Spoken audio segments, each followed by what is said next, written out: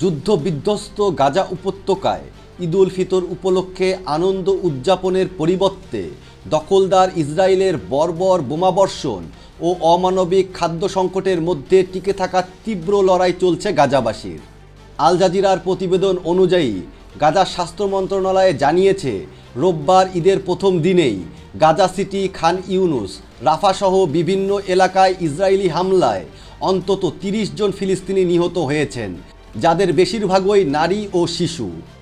অন্যদিকে ফিলিস্তিনি red crescent society নিশ্চিত করেছে যে দক্ষিণ রাফা থেকে অন্তত ১১টি মৃতদেহ উদ্ধার করা হয়েছে, যাদের মধ্যে ৬টি তাদেরই কর্মীর মৃতদেহ এবং ৪টি গাজার সিভিল ডিফেন্স এজেন্সির সদস্যের। এদিকে ইসরায়েলি বিমান হামলায় গাজার অনেক মসজিদ ধ্বংস হয়ে যাওয়ায় রোববার ধ্বংসস্তূপের মধ্যেই ঈদের নামাজ আদায় করেছেন বহু ফিলিস্তিনি।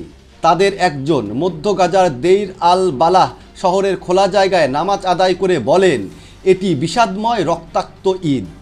স্বজন হারানো গাজার বাসিন্দারা বলেন, আমরা আমাদের প্রিয়জনদের, আমাদের সন্তানদের, আমাদের ভবিষ্যৎ, স্কুল কলেজ সব কিছু হারিয়েছি, আমরা সব হারিয়েছি। গত 18ই মার্চ ইসরায়েল 2 মাসের অস্ত্রবিরতি ভেঙে গাজায় আবার তীব্র বোমাবর্ষণ ও স্থল অভিযান শুরু করে। এরপর থেকে কোনো খাদ্য, জ্বালানি ও মানবিক সহায়তা গাজায় প্রবেশ করতে দেওয়া হয়নি।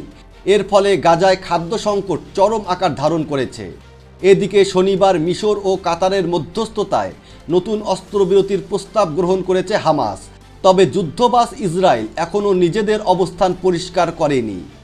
গাজার স্বাস্থ্য মন্ত্রণালয়ের তথ্য মতে ইসরায়েলের হামলায় এখন পর্যন্ত অন্তত ৬২,০০০-এরও বেশি ফিলিস্তিনি নিহত হয়েছেন।